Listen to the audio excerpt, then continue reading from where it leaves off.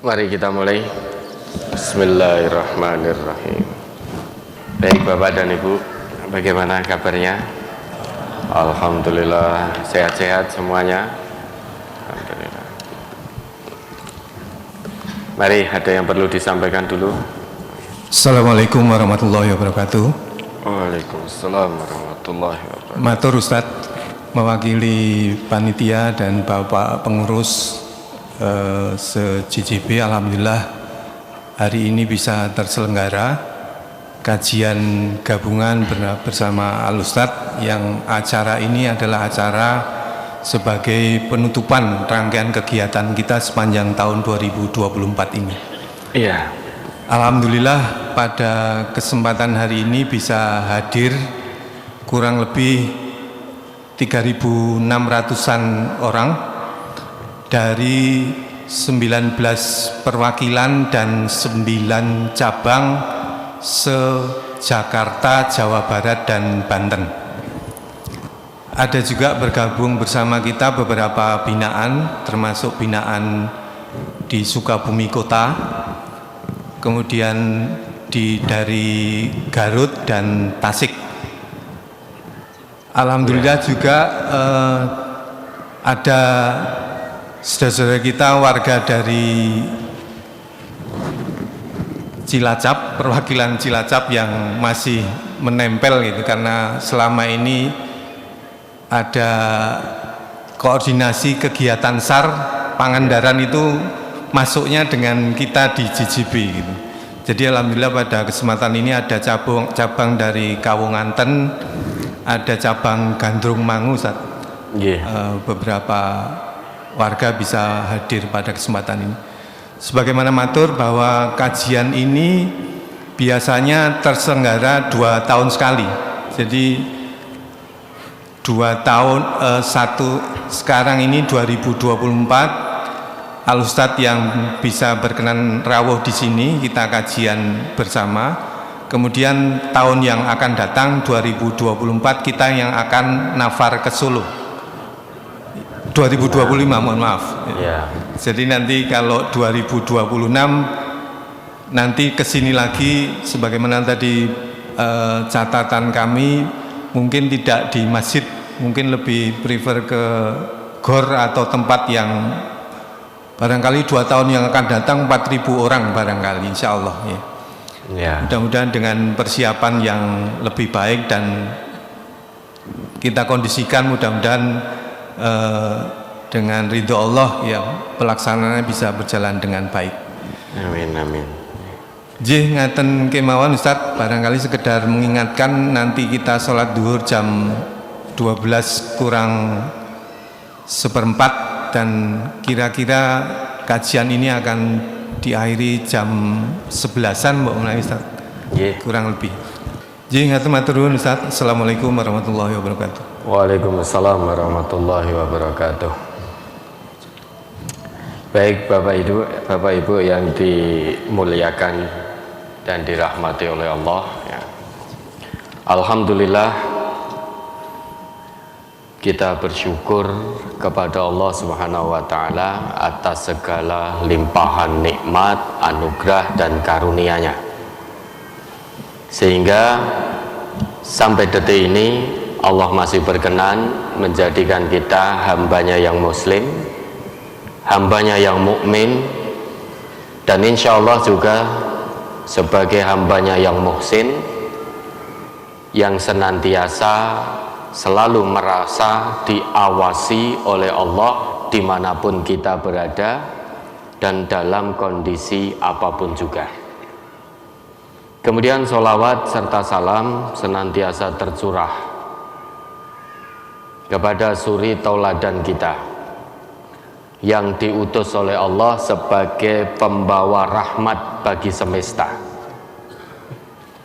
Dengan izin dan ridho Allah, melalui kegigihan, keikhlasan, kesabaran, kesungguhan Rasulullah Muhammad sallallahu alaihi wasallam, di kehidupan yang hanya satu kali ini kita bisa mengenal Islam, kita bisa mengenal jalan hidup yang benar, dan kita juga tahu, paham jalan pulang yang benar menuju Allah Subhanahu wa Ta'ala.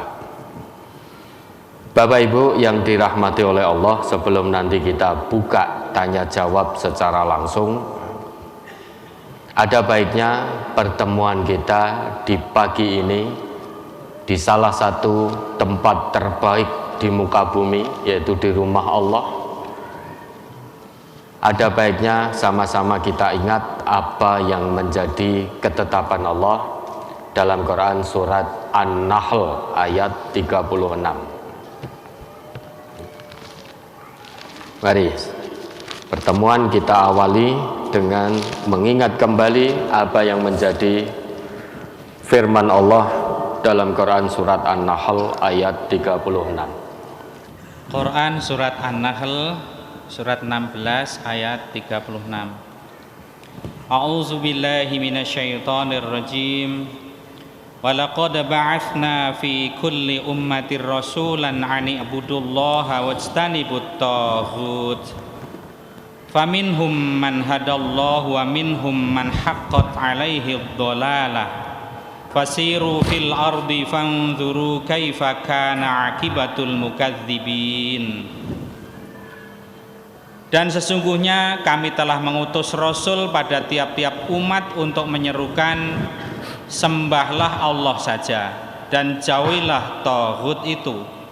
Maka di antara umat itu ada orang-orang yang diberi petunjuk oleh Allah, dan ada pula di antaranya orang-orang yang telah pasti kesesatan baginya. Maka berjalanlah kamu di muka bumi dan perhatikanlah bagaimana kesudahan orang-orang yang mendustakan rasul-rasul. Allah telah menciptakan manusia. Allah telah memberikan hidup dan kehidupan bagi manusia. Allah jugalah yang telah menjanjikan dan menjamin rezeki semua makhluknya. Kemudian Allah juga telah turunkan kitab suci. Allah juga telah utus tiap-tiap rasul. Pada tiap-tiap umat Allah telah utus rasulnya. Semua rasul yang diutus oleh Allah itu punya inti seruan yang sama, ajaran yang sama. Dari rasul pertama sampai terakhir, nabi pertama sampai nabi terakhir, semua seruannya sama. Ani'budullah wajtanibut taghut. Sembahlah Allah semata dan jauhilah taghut. Namun demikian, sikap manusia dalam menerima seruan Rasulnya terbagi menjadi dua. Ada yang menerima seruan Rasul yang Allah utus sehingga dia hidup bersama petunjuk Allah. Faminhum man hadallah. Tetapi ada pula manusia yang menolak apa yang menjadi seruan dari Rasul yang Allah utus, sehingga tetap memilih kesesatan. Wa minhum man haqqat 'alaihi dhalalah. Dan di antara mereka ada yang tetap dalam kesesatannya. Kenapa sesat? Karena tidak mengikuti apa yang menjadi seruan dari Rasul yang Allah utus. Kemudian ayat itu ditutup oleh Allah, fasiru fil ardi fanzuru kaifa kana aqibatul mukadzibin. Berjalanlah kalian di muka bumi ini, hiduplah kalian di atas muka bumi ini, tapi dengan memperhatikan bagaimana kesudahan orang-orang yang mendustakan seruan dari Rasul yang Allah utus. Allah perintahkan dalam ayat ini, Bapak dan Ibu, agar kita punya akidah yang kuat. Apa itu akidah? Akidah itu kan simpul, Akidah itu ikatan, akidah itu keyakinan yang di dalamnya mengandung janji yang mulia. Itu akidah. Orang yang akidahnya kuat, pasti dia akan mengikuti, menerima apa yang menjadi seruan Rasulullah. Apa yang dibawa oleh Rasulullah berupa Al-Quran dan As-Sunnah pasti akan diikuti dan dipraktekkan dalam kehidupan sehari-hari. Itu yang punya akidah kuat.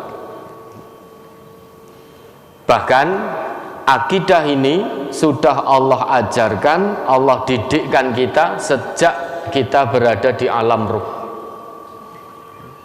Saat kita diambil saksinya oleh Allah, saat Allah bertanya pada semua manusia di alam ruh, alastu bi rabbikum? Qalu bala syahidna. Apakah aku ini Tuhanmu? Semua manusia tanpa kecuali, sampai Fir'aun sekalipun semuanya menjawab qalu bala syahidna.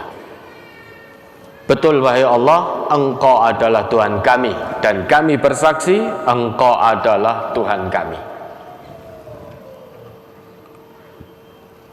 Kemudian seiring dengan berjalannya waktu, ternyata manusia ada yang tetap kuat akidahnya, tetapi ada yang lemah, bahkan hilang akidahnya. Hilangnya akidah bukan tanpa sebab, lemahnya akidah bukan tanpa sebab. Lemahnya akidah, sebab utamanya jauh dari tuntunan kitab suci, jauh dari petunjuk Al-Quran. Siapapun yang jauh dari petunjuk Al-Quran bisa dipastikan akan hilang akidahnya, hilang keimanannya kepada Allah. Dulu sebelum umat Nabi Muhammad, itu pernah ada umat yang diberi kitab suci oleh Allah. Tetapi seiring dengan berjalannya waktu, mereka sangat jauh dari kitab sucinya. Jauh dari kitab suci, hidupnya sesat dan tersesat.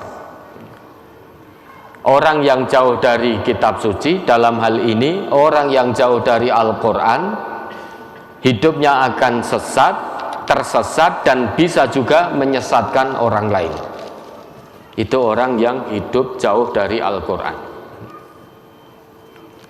Quran mengajarkan kita tentang nilai-nilai kehidupan. Dari bangun tidur sampai tidur lagi, hanya Al-Quran, hanya Islam yang mengajarkan kita tentang nilai-nilai kehidupan.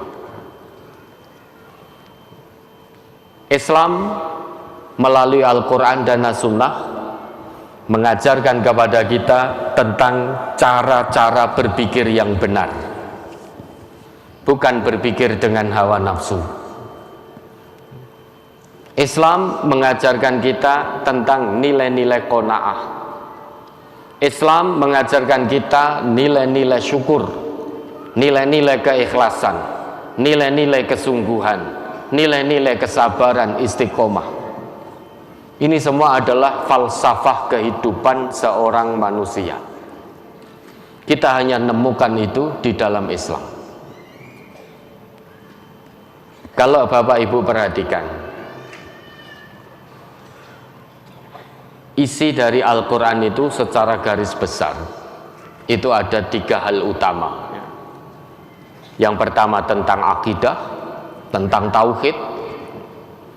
Yang kedua tentang tazkiyatun nafas, penyucian jiwa. Yang ketiga tentang imaratul ard, bagaimana cara memakmurkan bumi. Isi Al-Quran secara garis besar itu ada 3 itu. Dan dulu pertama kali diturunkan, yang disapa oleh Al-Quran itu adalah masyarakat jahiliyah, bukan masyarakat biasa, tapi masyarakat jahiliyah, masyarakat yang sangat kental dengan akidah yang menyimpang, masyarakat yang penuh dengan kemaksiatan. Dari bangun tidur sampai tidur semuanya tentang kemaksiatan. Masyarakat jahiliyah ini bukan berarti bodoh secara otak, bukan. Mereka pandai, bahkan banyak yang di atas rata-rata kejeniusannya. Otaknya cerdas, tapi cara berpikirnya yang tidak cerdas. Otaknya cerdas, tapi akalnya tidak cerdas. Kalau akal tidak cerdas, maka berpikirnya tidak bisa lurus. Mereka tahu kebenaran Islam yang dibawa oleh Nabi Muhammad, tetapi tidak mau mengikuti kebenaran Islam itu sendiri. Cara berpikirnya bengkok, cara berpikirnya menyimpang. Itulah masyarakat jahiliyah. Tidak mudah membetulkan pola pikir masyarakat jahiliyah. Masyarakat jahiliyah itu masyarakat yang paling sombong, paling angkuh. Semua kemaksiatan dilakukan, diseru untuk menyembah Allah semata, tidak mau, karena angkuh, sombong. Kenapa ini bisa terjadi? Karena akidahnya rusak. Nah, tentu kita umat Nabi Muhammad jangan sampai akidah kita rusak. Kalau sampai akidah kita rusak, keyakinan kita kepada Allah rusak, celaka dunia, celaka akhirat. Maka melalui ayat tadi Allah menyeru pada kita untuk menyembah kepada Allah semata. Insya Allah semua yang hadir di sini semuanya sudah menyembah Allah. Tetapi terkadang kita mengadakan tandingan bagi Allah tanpa kita sadari. Padahal di situ Allah perintahkan ani'budullah wajtanibut tauhid. Sembahlah Allah semata dan jauhilah tauhid. Kalau kita bisa menjauhi tauhid, insya Allah pengabdian kita kepada Allah, penyembahan kita kepada Allah itu murni semurni-murninya, tidak tercampur dengan kesyirikan baik kecil maupun besar. Apa itu tauhid? Umar ibn Khattab mendefinisikan tauhid itu asyaiton. Tauhid itu adalah semua bisikan setan, itu namanya tauhid. Yang namanya bisikan setan itu pasti mengajak kepada keburukan, mengajak kepada kemaksiatan. Tidak ada ceritanya setan membisiki untuk sholat berjamaah, itu tidak ada ceritanya. Setan itu senantiasa membisikkan pada kita untuk menunda-nunda sholat, bahkan untuk meninggalkan sholat. Ini menjadi tolak ukur kita. Ketika kita mau berdiri sholat kok malas, ketahuilah kita sedang kena tauhid, sedang terkena bujuk rayu setan. Setan itu akan senantiasa membisikkan pada kita tentang kebakhilan, ngajak kita untuk berbuat bakhil, ngajak kita untuk berbuat kikir. Itu bujuk rayu setan. Maka Umar ibnul Khattab memberi definisi tauhid itu asyaiton. Maksudnya segala bujuk rayu setan itu namanya tauhid. Sayangnya Bapak dan Ibu ya, setan itu sekarang banyak modelnya ya, banyak bentuknya. Sekarang ini yang paling berbahaya setan berwujud gepeng. Setan gepeng itu bahaya sekali sekarang. Apa itu setan gepeng? HP. HP itu setan gepeng. Berapa banyak umat Islam yang tergelincir kemaksiatan melalui HP? Tidak bisa kita pungkiri. hidup kita saat ini, kehidupan umat Islam saat ini berdampingan dengan kemajuan teknologi.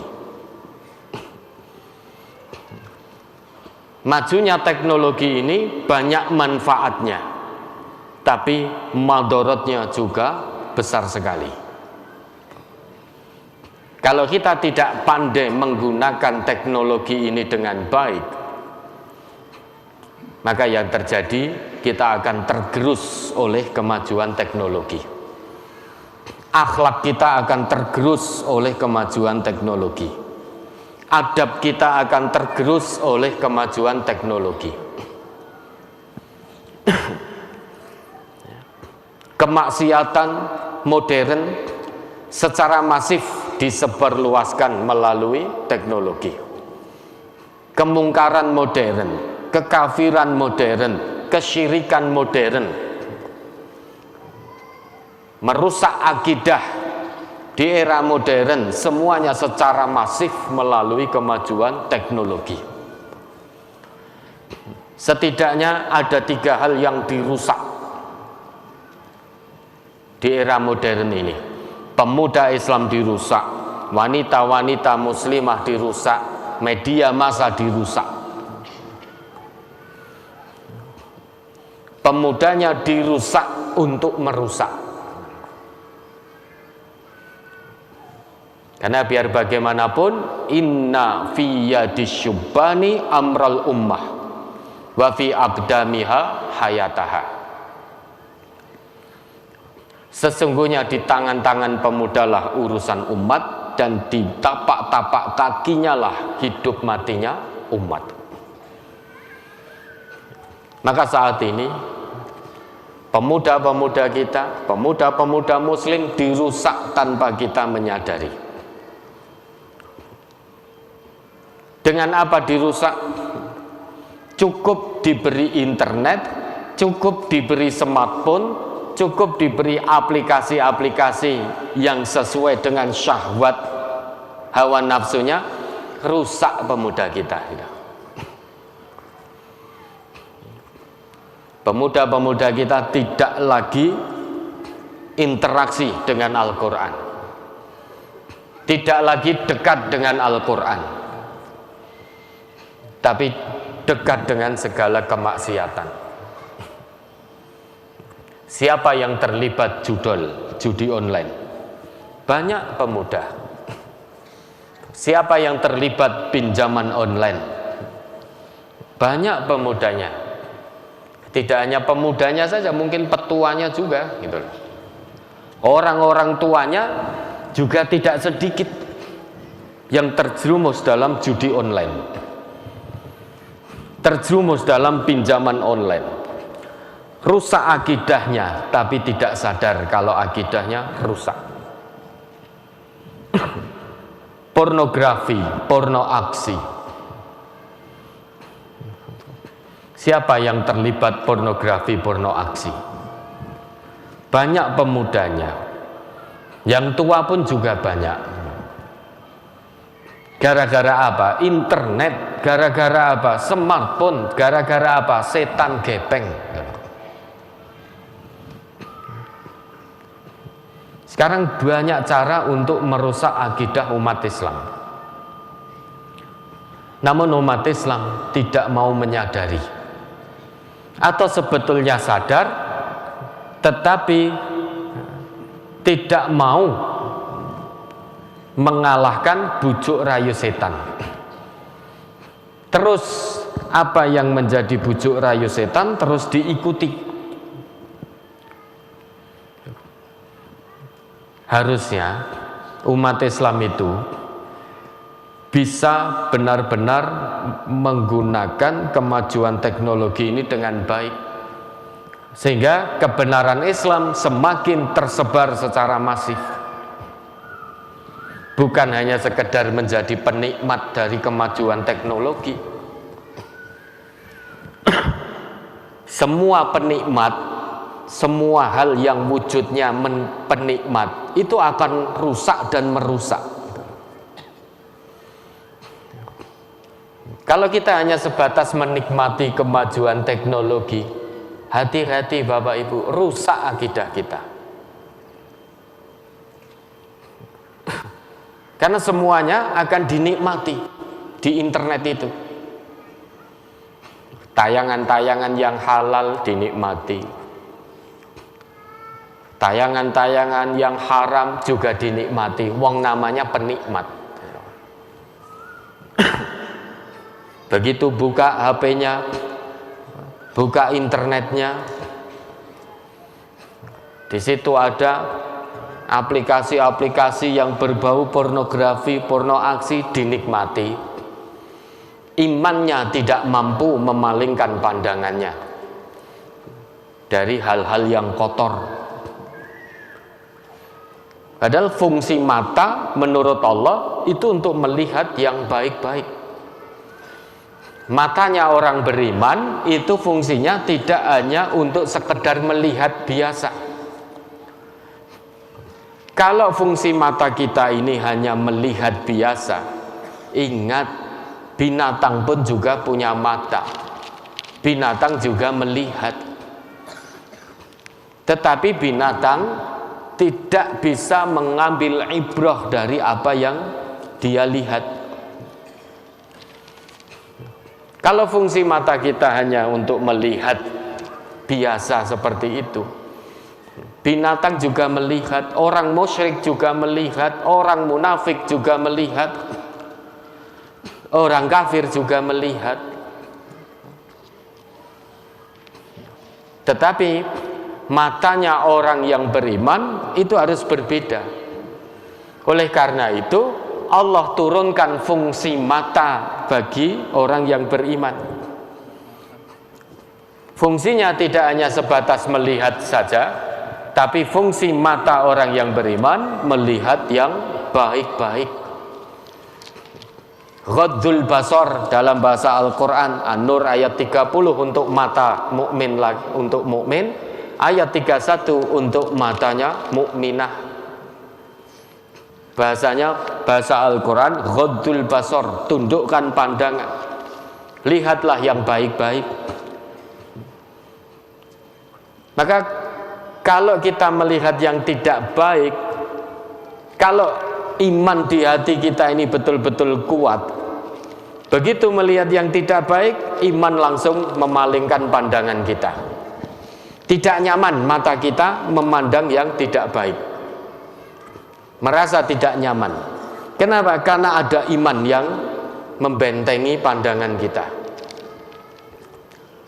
Tapi kalau kita melihat yang tidak baik, pornografi, porno aksi, kok nyaman, menikmati, ada masalah dengan keimanan kita. Ada masalah dengan akidah kita. Semua anggota tubuh kita begitu. Kalau untuk hal-hal yang tidak baik, kok nyaman, bahkan menikmati, itu ada masalah. Keimanan kita di hadapan Allah sedang bermasalah. Akidah kita sedang bermasalah. Tapi kalau yang tidak baik-baik, kemudian kita merasa tidak nyaman, risih, bersyukurlah. Iman kita ada nilainya di hadapan Allah. Akidah kita ada nilainya di hadapan Allah. Kalau nyaman dengan hal yang berbau maksiat, mungkar dan lain sebagainya, itu berarti wa minhum man haqqat alaihi dhalalah. Dia tetap memilih dalam kesesatan yang nyata. Tandanya ada kemungkaran, malah dia ikut nimbrung di situ. Ada kecurangan, malah dia ikut nimbrung di situ. Ada kedzaliman, dia ikut nimbrung di situ, malah menjadi pendukung kedzaliman. Misalkan begitu.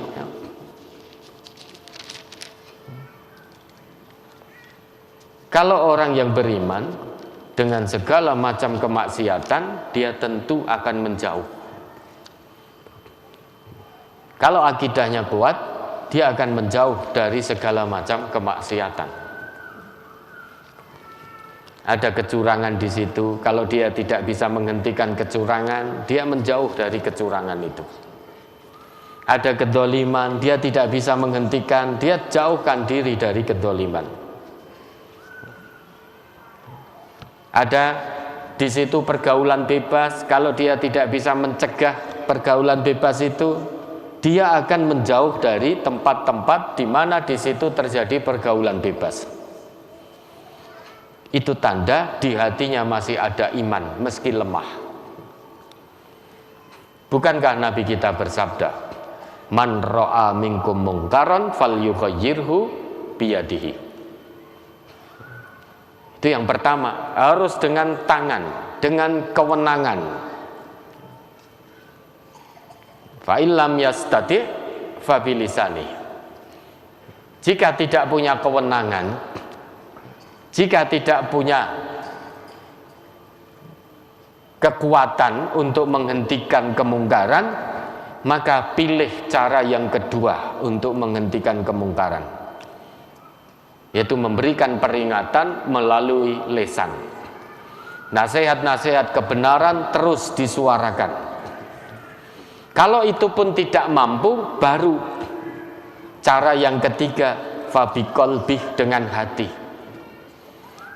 Maksud dengan hati itu tidak nyaman kalau dia dekat-dekat dengan kemaksiatan itu, dekat-dekat dengan kemungkaran itu, apalagi mendukung kemungkaran, mendukung judol, mendukung pinjol, mendukung riba. Itu berarti selemah-lemah iman pun tidak ada. Tandanya kita masih punya iman, meski lemah, hati kita tidak cocok dengan segala macam kemaksiatan. Kalau kita masih mendukung praktek-praktek ribawi, itu namanya iman, selemah-lemah iman pun tidak ada di hati kita. Masih terlibat dengan kemaksiatan, berarti bisa jadi hati ini tidak ada iman. Iman hanya sebatas pengakuan di lisan. Na'udzubillah. Kalau iman itu hanya sebatas pengakuan di lisan, la yanfa', tidak manfaat. Dari mana kita tahu kalau iman hanya sebatas pengakuan di lisan kok tidak manfaat? Ya dari definisi iman itu sendiri. Iman itu definisinya takrirum bil lisan, pengakuan dengan lisan. Wa tasdiqum bil qalbi, pembenaran dalam hati. Wa amalun bil jawarih, dibuktikan dengan praktek anggota badannya. Seluruh anggota badannya tunduk patuh. Seluruh anggota badannya mencerminkan bahwa dirinya itu betul-betul beriman. Matanya hanya untuk melihat yang baik-baik, pendengarannya hanya untuk melihat yang baik-baik, akalnya untuk berpikir yang baik dan benar. Akalnya orang yang beriman itu tidak mungkin berpikir untuk menipu, untuk curang, untuk culas, untuk dolim, untuk mengintimidasi orang lain. Itu tidak pernah terlintas di akalnya pikiran seperti itu. Kenapa? Karena dia berpikir berdasar iman. Akalnya digunakan berdasar keimanan kepada Allah. Maka berpikirnya lurus, berpikirnya benar, tidak bengkok. Juga demikian, tangannya hanya digunakan untuk hal yang baik-baik, bekerja dengan halalan thayyibah. Sekalipun sulit sekali mendapatkan halalan thayyibah, dia tetap bersabar untuk itu karena punya akidah yang kuat. Kemaluannya digunakan hanya di pintu-pintu halal. Kakinya digunakan melangkah ke tempat-tempat yang Allah ridhoi. Itu kakinya orang yang beriman seperti itu. Kakinya orang yang beriman tidak nyaman ketika harus melangkah ke tempat yang kotor, ke tempat maksiat, kakinya itu tidak nyaman. Maka tidak mungkin kakinya orang yang beriman kok berada di tempat-tempat kemaksiatan, itu mustahil. Itu maksud dari amalun bil jawarih, beramal sesuai dengan keimanannya. Seluruh anggota tubuhnya dia gunakan sesuai dengan keimanannya kepada Allah, maka yang baik-baik. Lah saat ini banyak di antara kita yang hanya sekedar menjadi penikmat kemajuan zaman, penikmat kemodernan, penikmat kemajuan teknologi, sehingga apapun dinikmati, bukan jadi pengguna yang baik.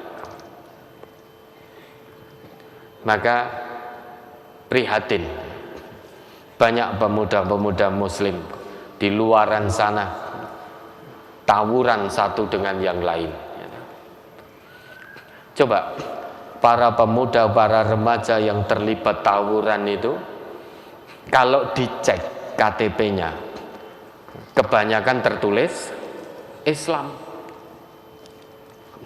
Sini Islam, sana Islam, saling angkat senjata tajam, tawuran, saling menyakiti. Sudah tidak peduli lagi dengan ukhuwah Islamiyah. Hanya untuk apa toh? Untuk gagah-gagahan, untuk menancapkan kuku-kukunya, mencari eksistensi, pengakuan dan lain sebagainya. Miris kita. Apa seperti itu pemuda yang didambakan oleh Islam, yang saling tawuran, berhadapan-hadapan, saling caci, saling maki, bahkan saling mengangkat senjata tajam untuk melukai satu dengan yang lain?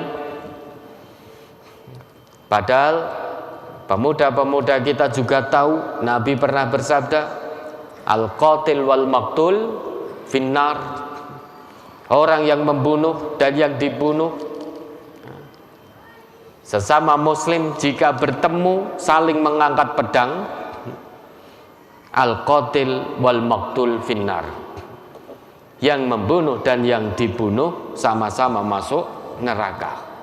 Itu sabda Nabi. Pemuda kita, pemuda muslim memang sengaja dirusak untuk merusak. Seorang pemuda itu tenaganya masih prima, kesehatannya masih prima, tenaganya masih kuat, maka dirusak untuk merusak. Itu pemuda kita.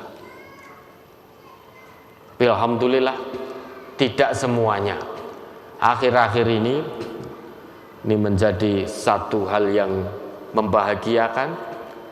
Banyak di masjid-masjid kita itu banyak pemuda sekarang yang tafaqquh fiddin di situ, istiqomah jamaah 5 waktu.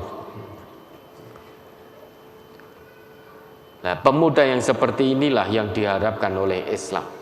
Selalu dekat dengan Allah, selalu dekat dengan Al-Quran, selalu dekat dengan As-Sunnah. Hidupnya terbimbing dengan wahyu, hidupnya terpimpin dengan wahyu. Inilah pemuda yang didambakan oleh Islam dan umat Islam.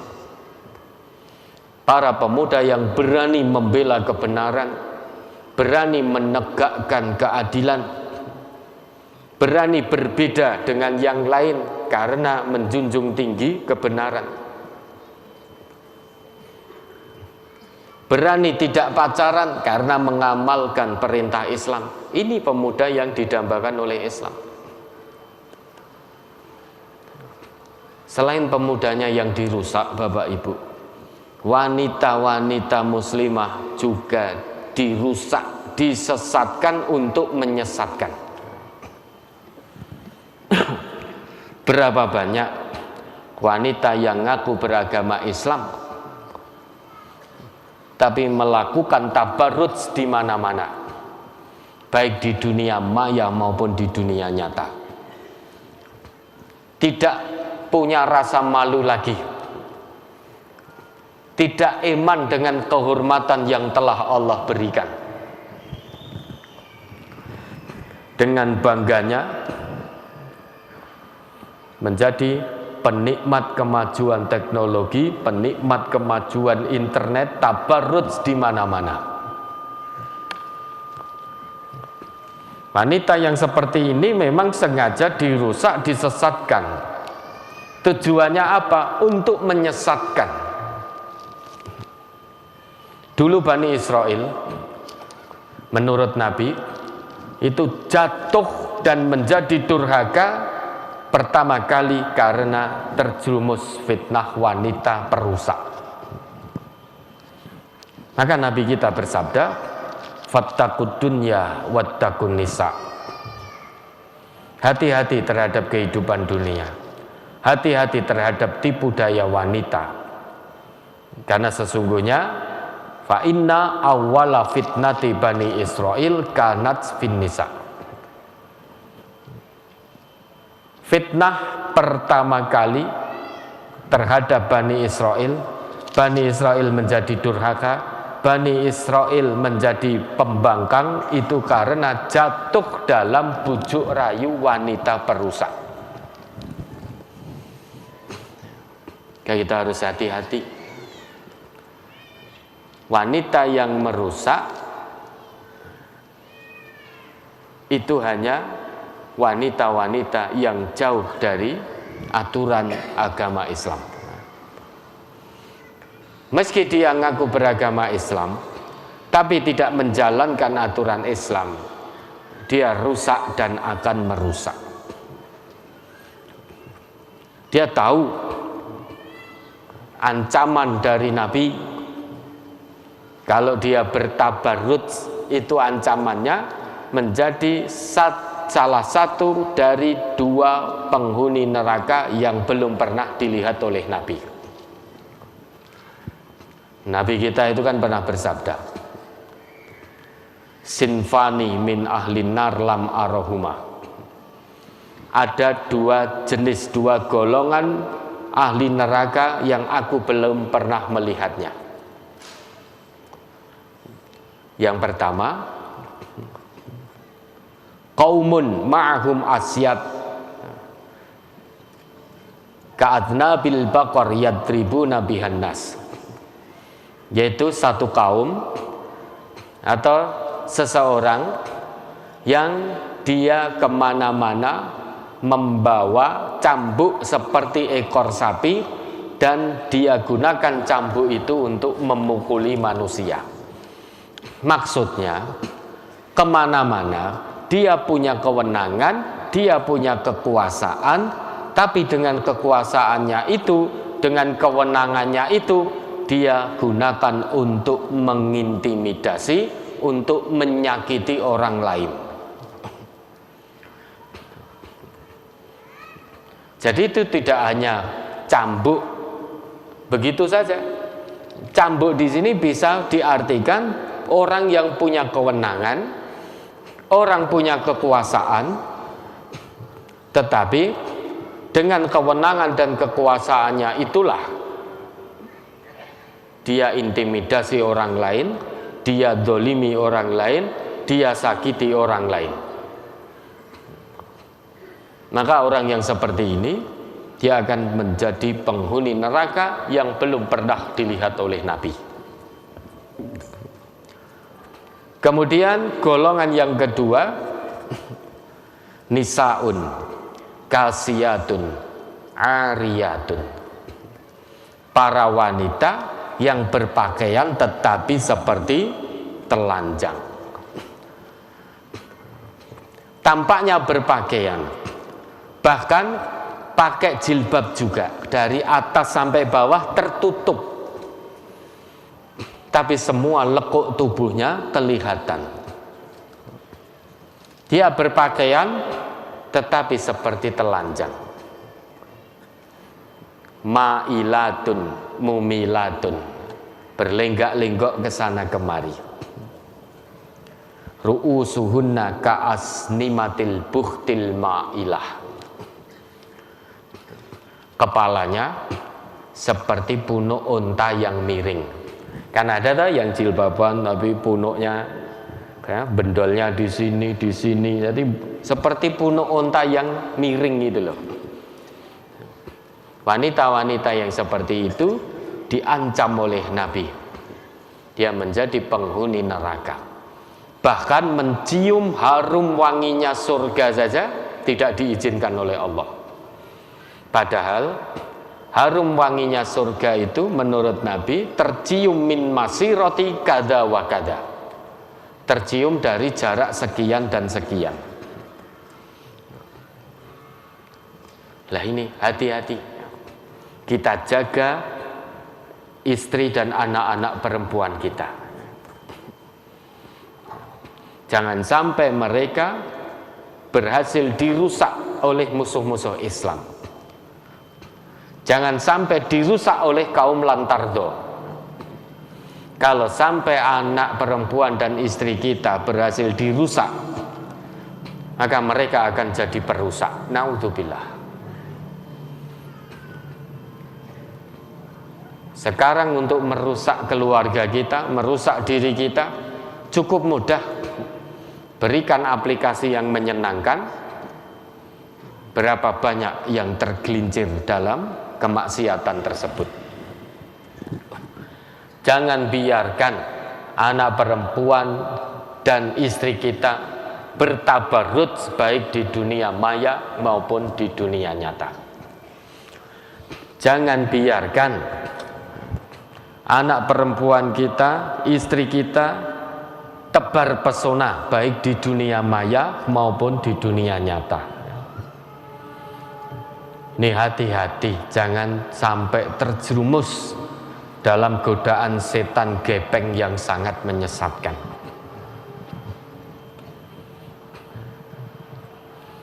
Media massa juga dirusak. Sekarang orang Islam tidak berani lagi menyuarakan kebenaran Islam. Begitu menyuarakan kebenaran Islam, takut dianggap sok suci, takut dianggap radikal, dan lain sebagainya. Ini cara-cara kaum lantardo untuk merusak akidah umat Islam. Kalau akidah umat Islam itu sudah rusak, Bapak Ibu, ukhuwah Islamiyah pasti juga akan rusak. Padahal kekuatan terbesar bagi umat Islam sebagai anugerah dari Allah itu adalah ukhuwah Islamiyahnya, satu tubuhnya, saling mencintai satu tubuh. Maka kalau ada perselisihan di antara orang Islam, hasil akhirnya bukan saling dendam, hasil akhirnya bukan saling grill, hasil akhirnya bukan saling menjatuhkan.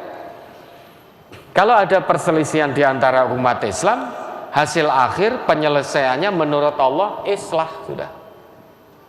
Itu ketetapan Allah. Mari dibaca itu Al-Hujurat ayat 10.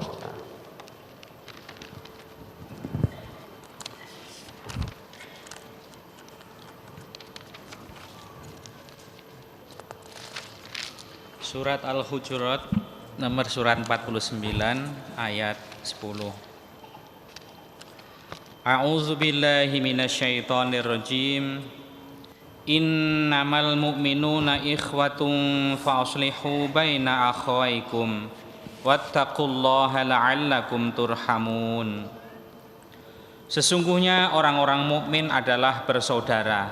Karena itu damaikanlah antara kedua saudaramu dan bertakwalah kepada Allah supaya kamu mendapat rahmat. Ya tahu.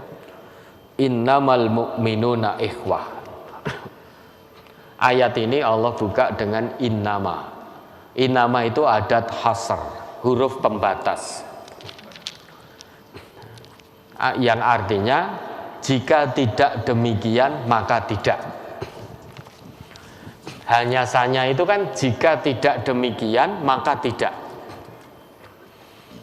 Jika orang beriman berselisih tidak mau diislahkan, maka dia sebetulnya menurut Allah tidak beriman. Karena arti inama itu jika tidak demikian maka tidak. Jika orang beriman berselisih tetapi tidak mau didamaikan, tidak mau diislahkan, maka menurut Allah dia tidak beriman. Itu cara memahami ayat ini begitu. Maka menurut Allah kewajiban sesama hamba Allah yang beriman itu hanya bersaudara, ikhwah. Allah itu kalau sudah ngendika ikhwah, akhun, ukhtun, ukhuwah, ikhwah, ingat, kata ikhwah, kata ukhuwah, kata akhun, kata ukhtun tidak digunakan kecuali hanya untuk menunjuk persaudaraan yang sangat erat, tidak pernah terputus oleh apapun juga. Maka kalau kita jumpai kata akhun, kata ukhtun, ukhuwah, ikhwan, ikhwah, itu berarti persaudaraan yang sangat erat yang tidak akan terpisah oleh apapun juga. Nah, kalau kita sudah memanggil saudara kita ya akhi, ya ukhti, itu berarti kita punya komitmen menjalin persaudaraan sesama muslim yang sangat kuat, sangat erat. Kalau ada perselisihan di antara kita, islah. Punya komitmen, semuanya punya komitmen untuk berdamai. Islah karena Allah. Itu baru namanya orang yang beriman. Adanya ayat fa aslihu baina akhawaikum itu menunjukkan adanya potensi muamalah orang yang beriman itu punya potensi berselisih.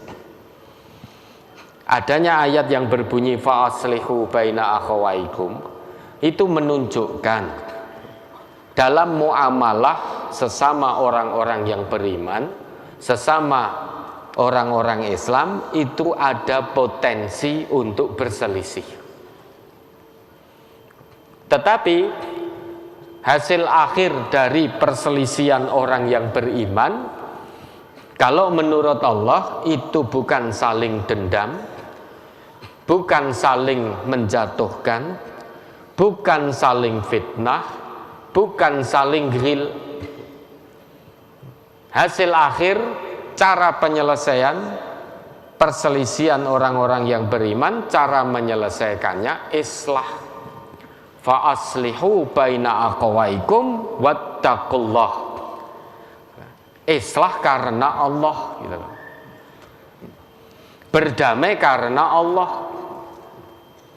Kalau sudah karena Allah, tidak akan ada yang merasa benar, tidak akan ada yang merasa dipojokkan.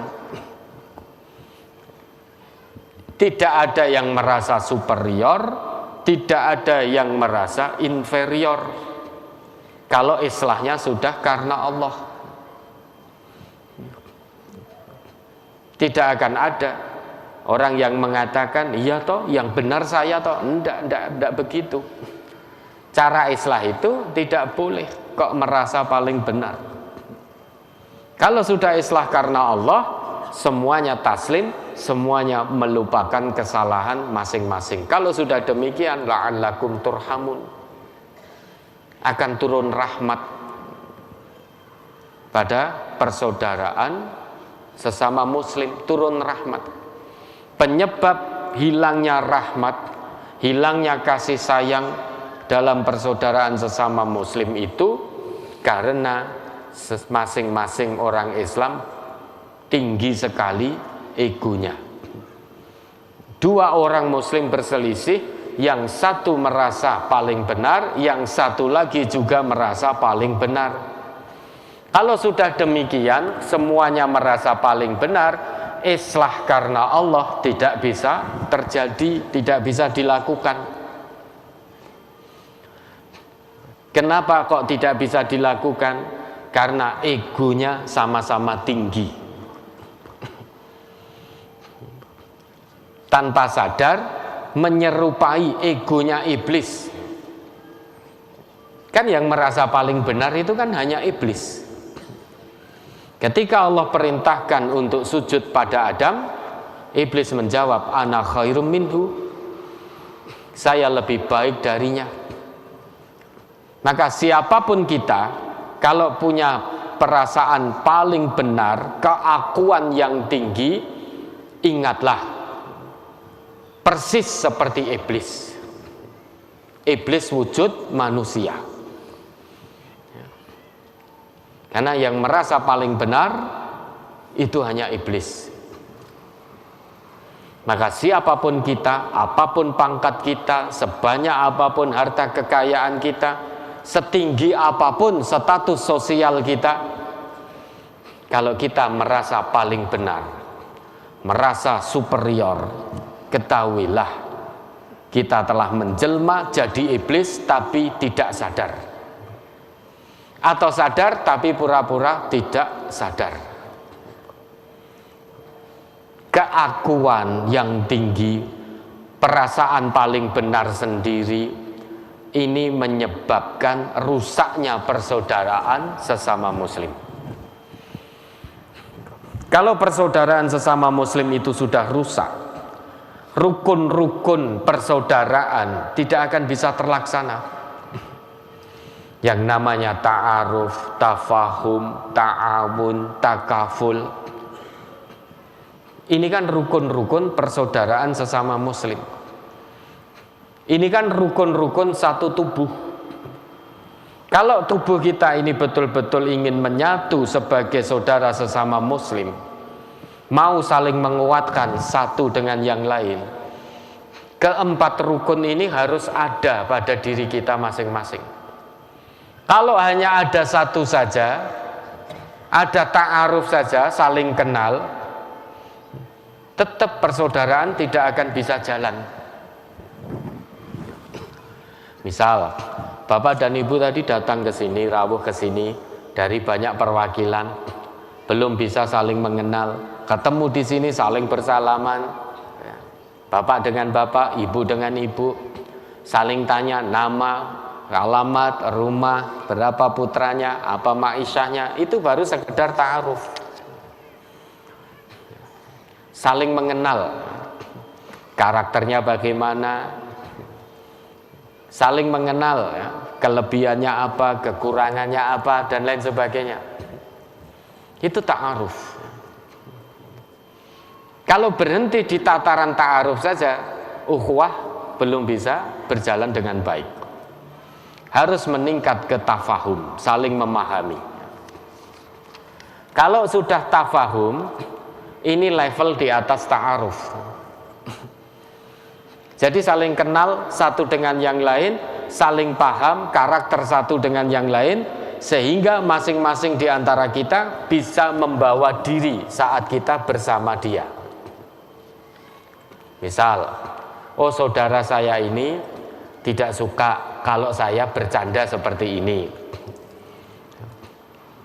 Kalau saya singgung maisahnya, saudara saya tidak suka. Itu kita bertafahum sampai di level itu. Maka kalau kita bersama dia, kita tidak akan tanya hal-hal yang memang dia tidak suka ditanya terkait hal-hal tersebut. Itu sudah tafahum. Tapi tidak hanya berhenti di tafahum saja. Lanjutkan, tingkatkan ke ta'awun, saling menolong. Saling menolong satu dengan yang lain. Sudah saling kenal, saling memahami, paham, oh saudara saya ini butuh pertolongan. Maka tanpa diminta, tanpa disuruh, segera ulurkan tangan. Bantu saudara kita yang membutuhkan pertolongan. Kalau kita tahu saudara kita butuh pertolongan kok kita diam saja, padahal kita mampu, untuk menolong, itu tanda ukhuwah belum berjalan baik. Dan Nabi kita juga bersabda, al-muslimu akhul muslim, la yadlimuhu wa la yakhdhuluhu wa la yahkiruh. Seorang muslim saudara bagi muslim yang lain, tidak saling mendolimi, tidak saling menyakiti, tidak saling menjatuhkan kehormatan satu dengan yang lain, tidak saling membiarkan untuk tidak menolong saudaranya. Kalau kita tahu saudara kita butuh ditolong, segera ulurkan pertolongan, berikan bantuan. Itu ukhuwah. Bukan malah dibiarkan begitu saja. Terserah. Padahal kita mampu untuk menolong. Mati karepmu, ora karepmu. Itu namanya membiarkan. Berpangku tangan. Kalau itu yang kita lakukan, bukan muslim kita, naudzubillah. Karena seorang muslim itu punya jiwa penolong. Seorang muslim yang sesungguhnya itu ringan hati, ringan tangan untuk menolong saudaranya yang butuh pertolongan. Itu muslim haqqo. Ngaku muslim, punya kemampuan menolong, tahu saudaranya butuh pertolongan, tapi kok berpangku tangan, Islamnya bermasalah di hadapan Allah. Berarti dia Islamnya tidak membawa kemanfaatan bagi orang lain, tidak membawa kedamaian bagi orang lain. Kalau sudah ta'awun, meningkat menjadi takaful, saling menguatkan. Itu dulu yang dilakukan oleh Nabi kita. Ketika beliau mempersaudarakan Muhajirin dan Ansor. Persaudaraan Muhajirin dan Ansor itu sampai pada level mengedepankan kepentingan saudaranya di atas kepentingan dirinya sendiri. Itu level ukhuwah Islamiyah antara Muhajirin dan Ansor. Dan itu yang harus kita contoh.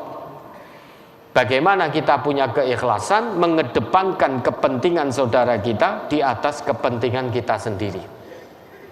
Kalau ini sudah bisa kita jalankan, maka ukhuwah Islamiyah betul-betul sudah berjalan.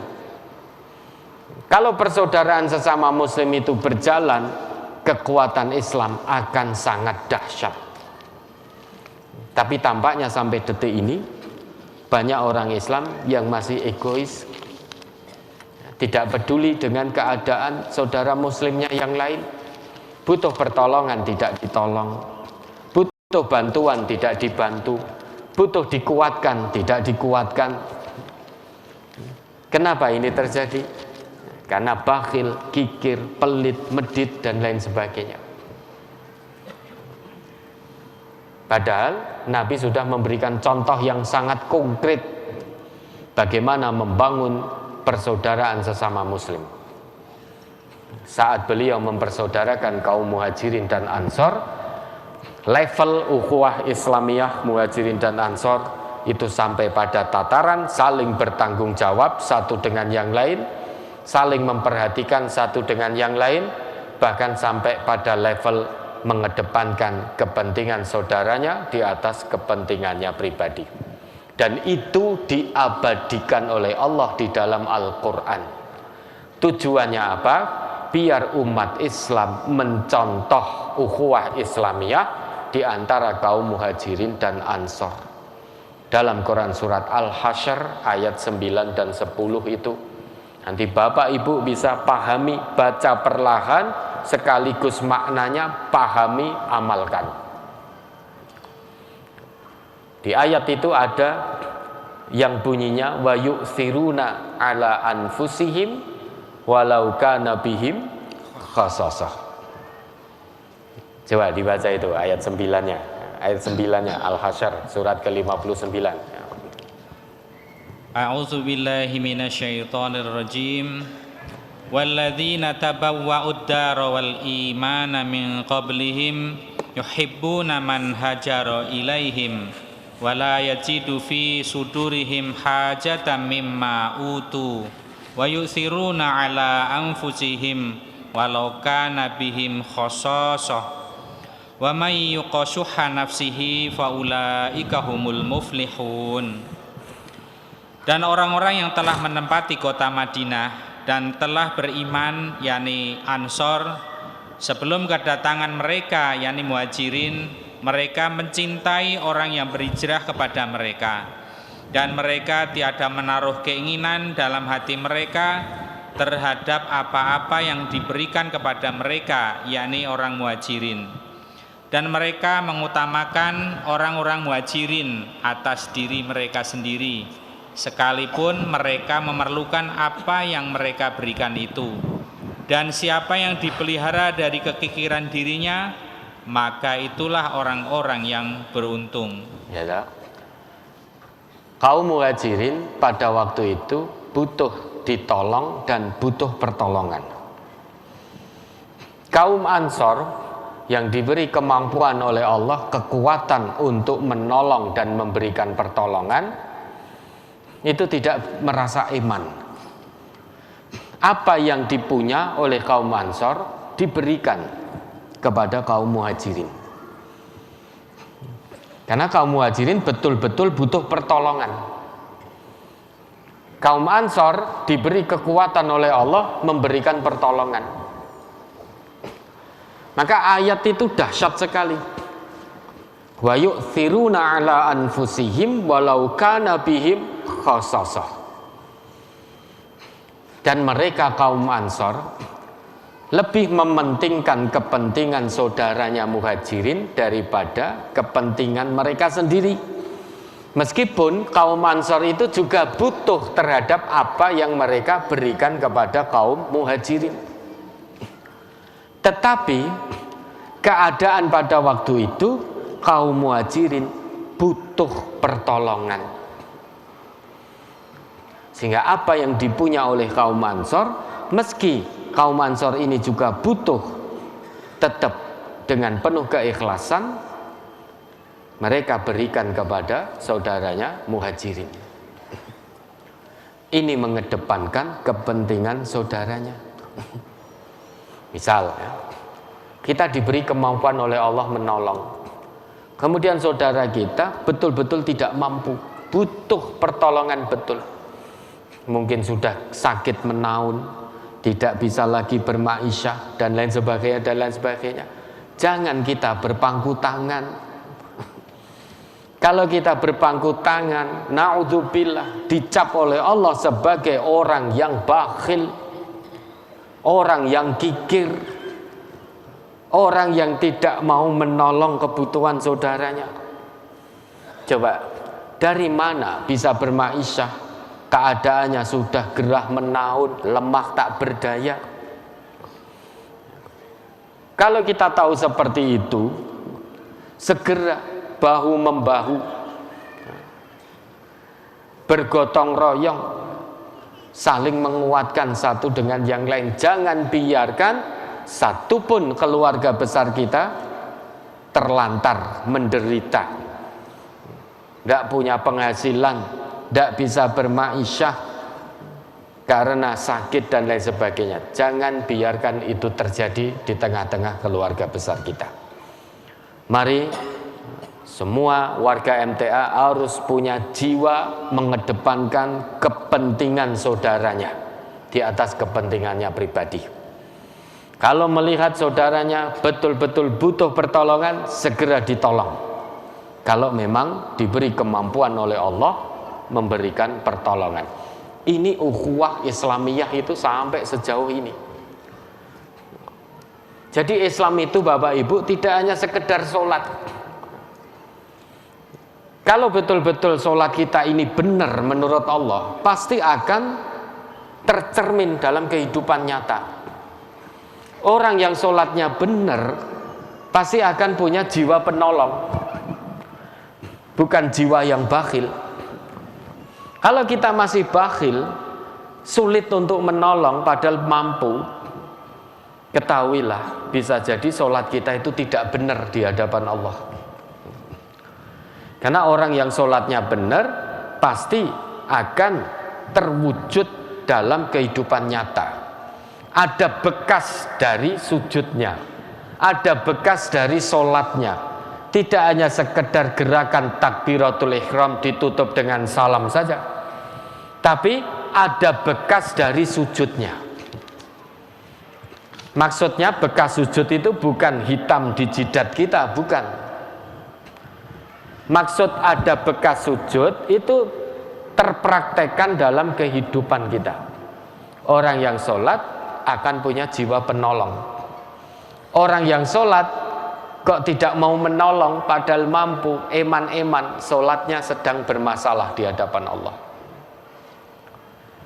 Andai kata semua umat Islam di negeri tercinta ini punya akidah yang lurus, menyembah hanya kepada Allah, tidak berbuat andat, tidak berbuat arbab, semua menjauhi tauhid dan lain sebagainya, kemudian menjunjung tinggi ukhuwah Islamiyah, 4 rukun kebersamaan dijalankan, 4 rukun persaudaraan dijalankan, yaitu at-ta'aruf, at-tafahum, at-ta'awun, at-takaful, itu betul-betul dijalankan karena Allah. Niscaya negeri tercinta ini akan jadi baldatun thayyibah wa rabbun ghafur.